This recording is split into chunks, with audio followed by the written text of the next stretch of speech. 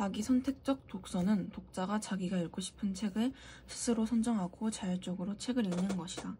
독자는 추천 도서 목록에서 책을 스스로 선정하거나 선정해야 할 책의 목록 같은 것이 없는 상황에서 책을 선정할 수도 있다. 책을 선정할 범위가 정해져 있는 경우이든 그렇지 않은 경우이든 독자는 책을 선정하는 데 어려움을 겪을 수 있으며 이 어려움은 독서에 대한 독자의 흥미를 떨어뜨릴 수 있다.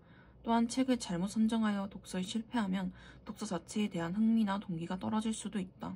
따라서 독자는 성공적인 독서를 위해서 자신에게 적절한 책을 선정할 수 있는 전략을 사용할 수 있어야 한다.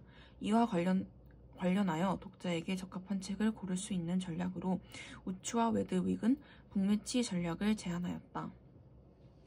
북매치는 9가지 책 선정 요소인 책의 길이, 언어의 친숙성, 글의 구조, 책에 대한 선행 지식, 다룰 만한 텍스트, 장르에 대한 관심, 주제 적합성, 연관과 흥미를 고려하여 연관, 높은 흥미의 앞 글자를 따서 만든 전략의 명칭으로 독자의 독서 수준과 흥미를 고려하여 독자가 스스로 책을 선택할 수 있도록 돕기 위해 개발된 전략이다. 9가지 요소는 독자와 관련된 것과 책과 관련된 것으로 나눌 수 있다. 전자에는 책의 내용에 대한 흥미와 관련된 높은 흥미, 장르에 대한 독자의 선호와 관련된 장르에 대한 관심, 책이 어떤 내용이나 어떤 인물을 독자에게 떠올리게 하는 것과 관련된 연관, 독자에게 주제가 편안하게 느껴지는 것과 관련된 주제 적합성, 책에 대한 선행 지식이 있다.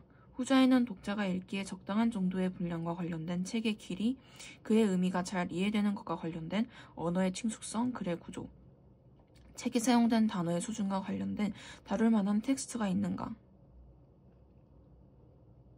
9가지 요소를 이와 같이 분류해 볼 수 있지만 사실 각 요소는 독자와 관련된 것과 책과 관련된 것이 결부되어 있는 것으로 볼 수 있다. 독자는 9가지 요소와 관련된 질문을 직접 만들거나 미리 만들어진 질문을 활용하여 9가지 요소에 대한 자신의 수준이나 능력, 경험 등을 점검한다. 점검을 마친 후에는 점검 결과를 종합하여 자신에게 가장 적절하다고 생각되는 책을 선정한다. 가령 한국의 풍속화와 관련된 책이 있다고 할 때 독자는 글의 구조와 관련한 질문에 대해 각 장의 작품을 예로 많이 들어 내용을 이해하는 데 도움이 많이 될 것 같고 4장의 장으로 나뉘어 있어 내가 읽기에 편할 것 같다 와 같이 답변을 작성한다.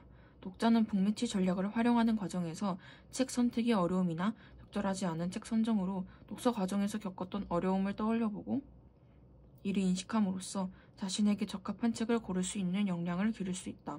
북매치 전략을 활용한 자기 선택적 독서를 통해 독자는 자신에게 적절한 수준의 책을 읽음으로써 책의 내용에 대한 이해의 폭을 넓히고 독서에 성공하는 경험을 가질 수 있다.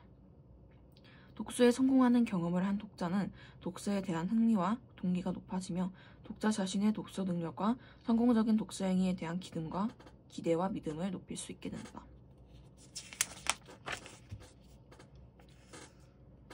20세기 사회 철학자 노직은 개인은 어떠한 권리에 의해서도 침해될 수 없는 존엄한 존재이고 생명과 자유에 대한 권리나 재산에 대한 권리 등 개인의 권리는 국가와 같은 권력 등이 위험해서는 안 될 절대적인 것이라고 보았다. 하지만 그는 자연 상태에서는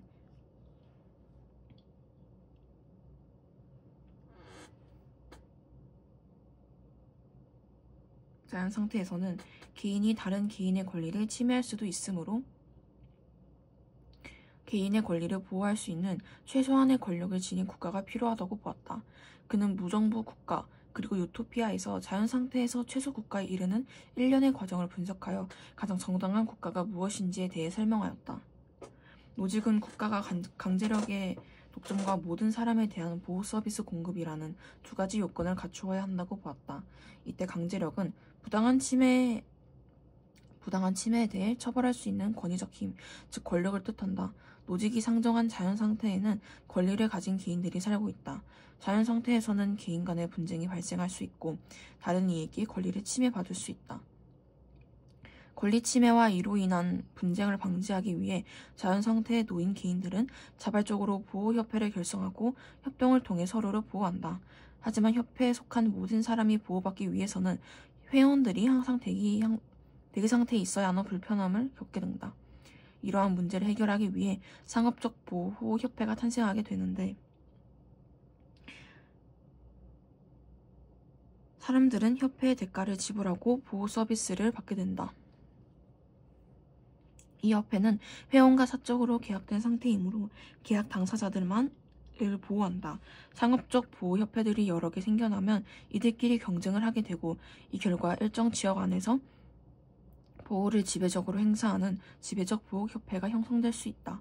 이 협회는 지배적인 위치에 있긴 하지만 다른 협회가 권력을 행사하는 것을 막을 수는 없기에 권력을 독점하고 있진 않다. 따라서 이 협회는 노직이 사법조직을 성립함으로써 한 지역 내에서 독점적인 보호를 행사하는 형태로 발전할 수 있는데 노직은 이를 국소국가라 하였다. 국소국가는 권력의 독점이라는 요건은 충족하지만 국소국가의 보호 비용을 부담하는 자는 보호하고 그렇지 않은 자는 보호에서 제외하므로 노직이 생각하는 국가의 수준에는 전혀 이르지 못한다. 노직은 국소국가가 국가에 자발적으로 가담하지 않고 있는 지역 내 독립된 개인들을 흡수하여 일정 지역 내에 거주하는 모든 이에게 보호를 제공하는 최소국가로 나아간다고 보았다. 최소국가는 국가에 자발적으로 가담하지 않는 독립인들이 타인에게 해를 끼치는 행위를 하지 못하도록 금지하는 대신 보호라는 보상을 제공한다. 노직은 개인의 권리가 확보되기 위해서는 기본적 질서가 유지되는 한 개인과 국가가 최대의 거리를 유지해야 한다고 보았다.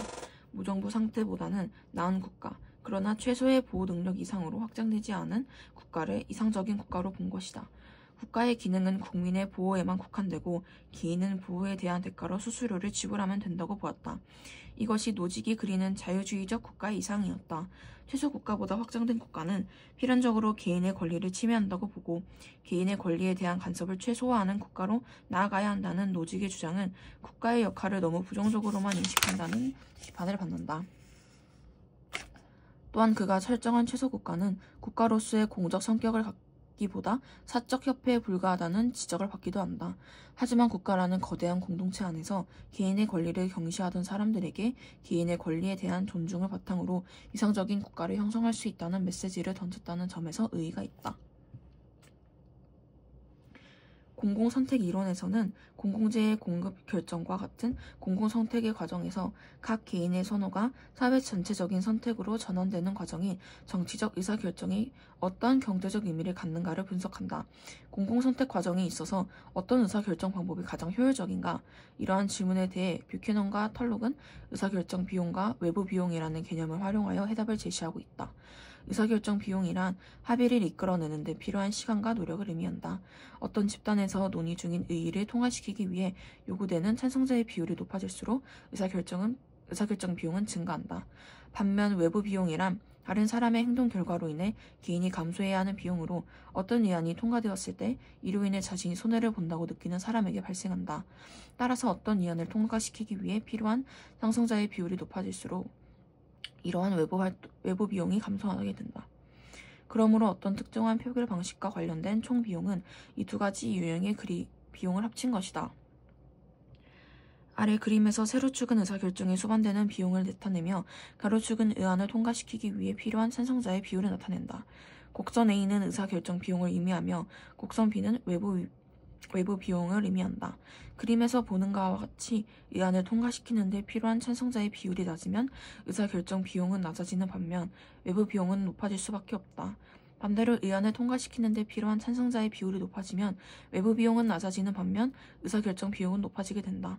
따라서 가장 효율적인 의사결정 방법은 A와 B 값의 합이 최소가 되는 점에서 정해지게 되는 것이며 찬성자의 비율이 최적 찬성자의 비율이 된다. 물론 의사결정 비용과 외부 비용은 의안의 성격에 따라 그 크기의 양상이 달라지며 이들의 비용 정확한 측정도 어렵다. 그렇지만 의사결정 방법을 선택하는 데 있어서 의사결정 비용과 외부 비용이 모두 고려되어야 함을 설명하고 있다는 점에서 뷰캐넌 털록 모형은 시사하는 바가 크다. 어떻게 해야 사회 구성원 모두를 만족시키는 이상적인 의사결정을 내릴 수 있을까? 바람직한 의사결정은 합리적이고 민주적이어야 한다. 이와 관련하여 미국의 경제학자 이론은 바람직한 의사결정 방법이 갖추어야 할 조건들을 다음과 같이 제시하였다. 첫째는 선호 영역의 무제한성이다. 이는 개개인이 대안들에 대해 어떤 선호도 가질 수 있다는 것을 의미한다. 둘째는 파레토 원리이다. 이는 집단 구성원 모두가 A보다 B를 선호하는 경우 집단 내 최종적인 선택 또한 A보다 B를 선호해야 한다는 조건이다. 셋째는 완비성과 이행성이다. 완비성은 모든 대안에 대해 선호의 순위를 매길 수 있어야 함을 의미하며, 이행성은 A보다 B를 선호하고 또한 B보다 A를 선호한다면 당연히 C보다 B가 선호되어야 한다는 것을 의미한다. 넷째는 무한한 대안으로부터의 독립성이다.